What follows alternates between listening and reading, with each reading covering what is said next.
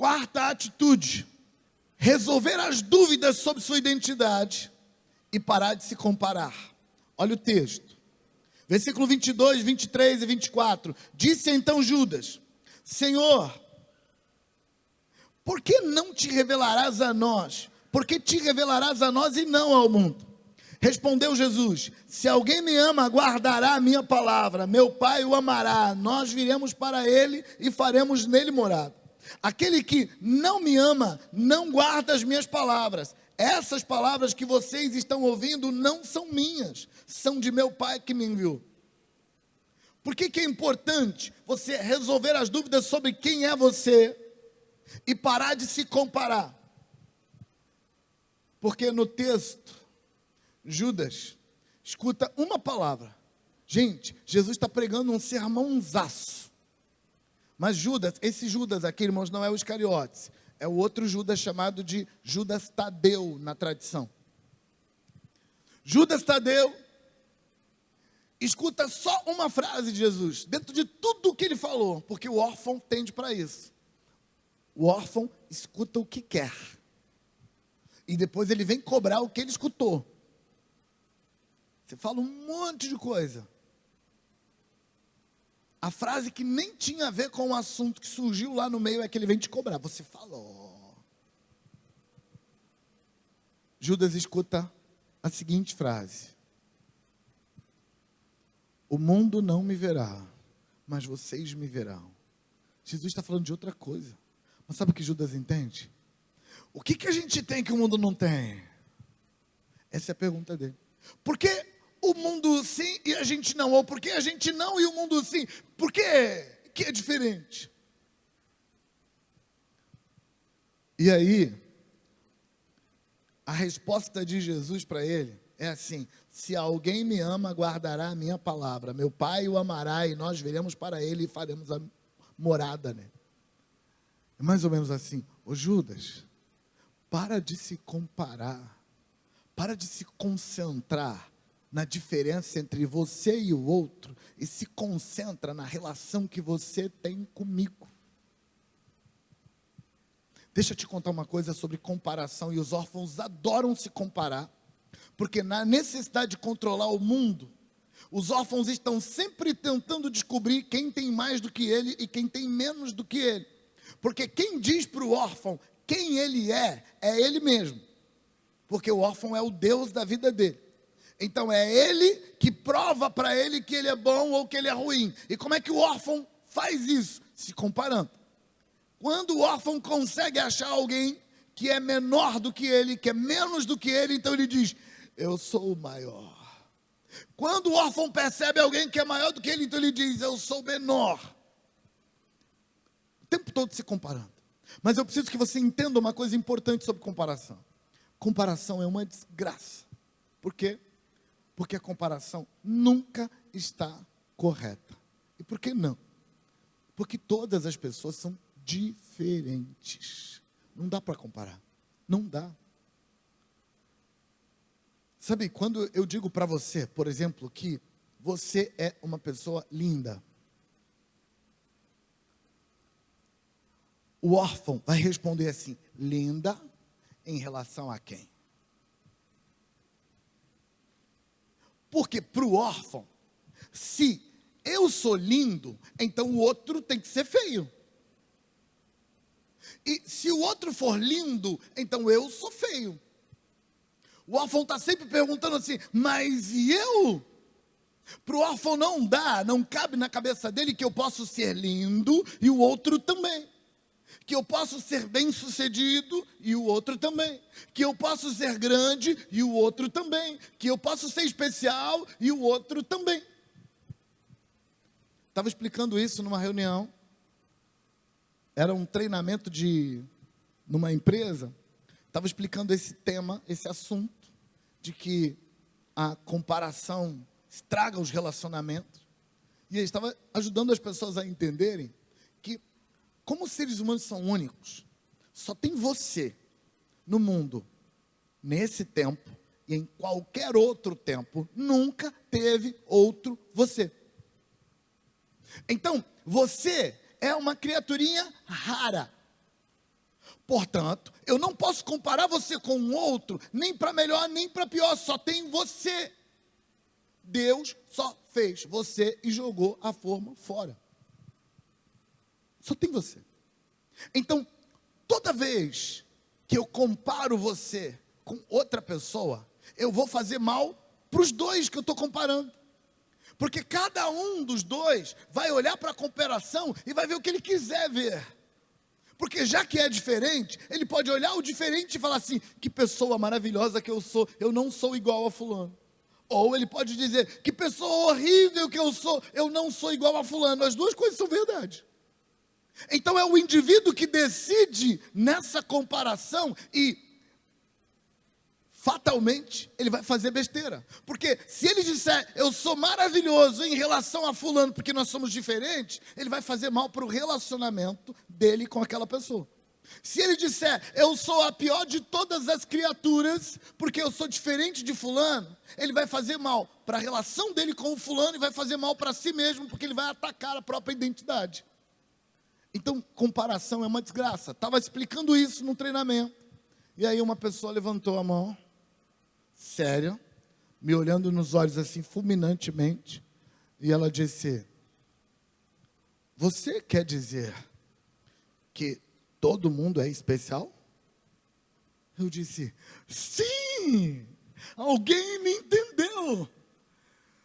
E ela disse, mas isso é um jeito de dizer que ninguém é especial. Eu falei, não foi isso que eu disse. Está percebendo que a comparação é uma desgraça? Você é único. Resolva a sua identidade, pare de se comparar. Quinta atitude. Busque estar com quem te dá cobertura, com quem cuida de você. Olha o versículo 25. Tudo isso lhes tenho dito, enquanto ainda estou com vocês. Jesus está dizendo que para o órfão parar de ser órfão, ele precisa se preocupar em ter alguém maior que ele na vida dele. A orfandade procura se afastar de quem é melhor para se sentir melhor no ambiente onde ele está. Eu chamo esse padrão de comportamento de síndrome do caolho. E eu chamo esse padrão de comportamento de síndrome do caolho por causa daquele dito popular antigo, que em terra de cego, quem tem um olho é rei. O caolho, que só tem um olho, ele não quer morar na terra onde todo mundo vê muito bem.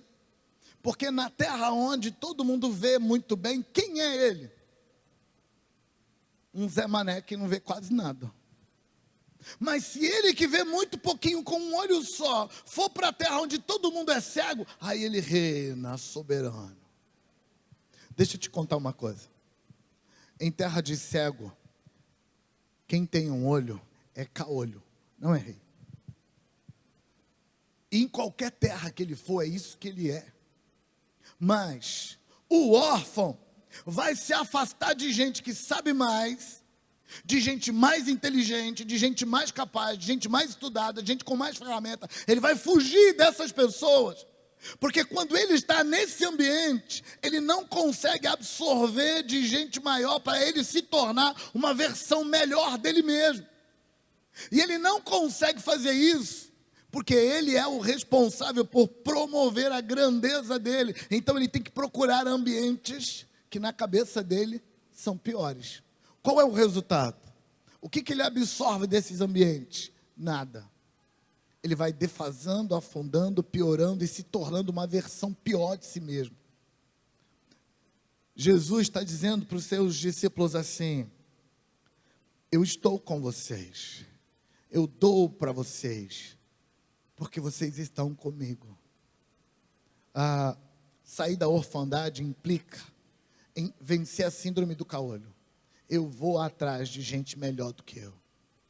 E não tem problema que você ajude gente que precisa do que você tem. Não tem problema nenhum. Mas o coração tem que estar aberto para se sentir pequeno diante de gente grande. Aliás, quando a gente sai da orfandade e começa a crescer, a gente descobre, quanto mais a gente cresce, a gente descobre que tem muito para crescer. Você nunca chega em lugar nenhum. Não importa a área do seu crescimento. Ah, pastor, vou crescer financeiramente. Você ganha dinheiro, e você olha assim e fala, meu Deus, quanto que ainda falta para ganhar? Conhecimento, você aprende, não importa a área, qualquer área da vida, você vai aprender, vai. Enfia a cara, aprende. Você olha e percebe, meu Deus, falta muita coisa para aprender. Eu não vou dar conta, eu vou morrer e não vou conseguir aprender tudo. Eu tenho uma lista enorme de temas de pesquisa que eu vou colocando ali, pesquisar sobre isso, mas não dá tempo. Se eu for pesquisar tudo que está lá na minha listinha de pesquisa, eu vou ter que viver aí uns 365 anos como Enoque, para dar conta e não parar um dia na vida de pesquisar. Sabe por quê? Porque você nunca vai saber tudo, você nunca vai conquistar tudo, você nunca vai chegar no ápice, porque tem muito para chegar. E é aqui que entra você aceitar andar com gente melhor que você. Não estou falando para você se afastar de gente que tem menos que você. Eles também são importantes na sua vida, porque é na vida deles que você semeia. Semeia para colher. Mas você não pode fugir de níveis maiores que você, porque isso te prende na orfandade. Sexta atitude: aceite a paz como herança. Versículo 27 diz assim: deixo-vos a paz, a minha paz vos dou, não a dou como o mundo dá, não se perturbem os seus corações e nem tenham medo. Sabe qual é o problema dessa paz? Para o órfão, não para mim, nem para você, porque a gente, já saiu desse negócio de orfandade, já estamos no outro nível, Mas para o órfão, sabe qual é o problema dessa paz? O órfão odeia essa paz. Esse versículo. Deixo-vos a paz, a minha paz vos dou. Não vou lá dou como o mundo dá. Não se perturbem os vossos corações, nem tenham medo. O órfão odeia essa paz, porque essa paz não resolve o mundo. Essa paz resolve você. Eu estou em paz. E o que mudou ao redor? Nada. O problema de ontem está lá ainda, mas eu estou em paz. O inimigo de ontem está lá ainda, mas eu estou em paz. O caluniador está lá ainda, mas eu estou em paz. O inimigo, o amigo da onça, está lá ainda, mas eu estou em paz. O órfão detesta isso. O órfão diz: e quando é que a gente vai ver as soluções de verdade? Porque sabe o que o órfão quer? Controle. Me dê as rédeas na minha mão, e você vai ver que eu vou mudar o mundo, você vai ver que eu vou consertar tudo. Mas deixa eu te contar, sabe qual é a graça de estar em paz? É que quando você está em paz, você para de fazer parte do problema e começa a fazer parte da solução. Se você não está em paz, você não vai conseguir fazer parte da solução e você vai fazer parte do problema. Olha para a vida e você vai perceber que boa parte dos problemas que você tem se resolve sozinho. Mas não na vida do órfão, porque o órfão não consegue deixar os problemas se resolver sozinho. Ele tem que meter a mão, futucar, mexer para lá e para cá. E aí aquilo que podia se resolver não vai mais se resolver, porque ele colocou a mão onde não devia. A paz faz você olhar para o negócio e falar, não dá para fazer nada, então eu vou continuar confiando em Deus e vou continuar procurando soluções, mas eu não vou estragar tudo. O órfão fala assim, vamos mexer, que seja para estragar, mas ficar sem mexer, não vou. Vai mudar, nem que seja para pior, mas que eu vou botar a mão, eu vou. A paz aquieta o coração e faz você olhar com tranquilidade. Na vida, gente, na prática, isso muda tudo, mas o órfão não gosta. Ele não quer aquietar o coração. Ele quer mudar o mundo. Sétima atitude, aceite o sobrenatural, ou aceite a intervenção sobrenatural. Olha o versículo 28. Vocês me ouviram dizer, vou, mas volto para vocês. Se vocês me amassem, ficariam contentes, porque eu vou para o Pai, pois o Pai é maior do que eu. Sabe do que Jesus está falando? De a gente preferir 1000 vezes as coisas na nossa mão do que na mão de Deus. Bota na minha mão que eu sei o que eu faço. Não bota na mão de Deus não, que eu não sei o que Ele vai fazer. Isso é orfandade. Jesus está falando, se vocês me amassem de verdade, vocês iam falar assim, prefiro que Jesus vá para o Pai. Por quê? Porque o Pai sabe mais das coisas. Se o Pai quer que Ele vá, então deixa Ele ir. Mas Ele vai para o Pai e eu vou ficar aqui sozinho. Aceitar Deus fazer do jeito dele, aceitar o sobrenatural, a intervenção divina, salva a gente da orfandade, irmãos. Às vezes, a coisa está tão complicada, às vezes aquele menino está tão rebelde, às vezes aquele marido está tão sem jeito, sem solução, às vezes aquela mulher está tão passional, às vezes os negócios estão tão complicados, que a última coisa que a gente quer da vida é entregar na mão de Deus. Por quê? Porque vai tirar da nossa mão. Deixa eu te contar. Deus é capaz do sobrenatural. E você é? Não, você não é. Aceita que está fora de controle. E deixa Deus fazer o papel dele. Para você vencer a orfandade, a última atitude é enfrente o inimigo. Versículo 30 e 31.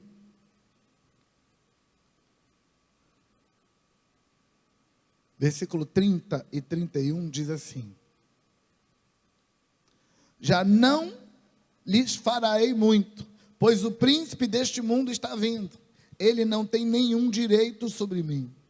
Todavia, para que o mundo saiba que eu amo o Pai e faço o que o Pai me enviou, levantem-se e vamos daqui.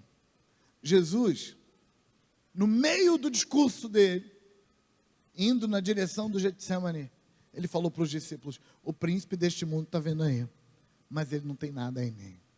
Sabe o que o órfão pensa quando Jesus fala, o príncipe deste mundo está vindo aí? O órfão diz, eu não entendo esse Deus. Ele não é o Todo-Poderoso?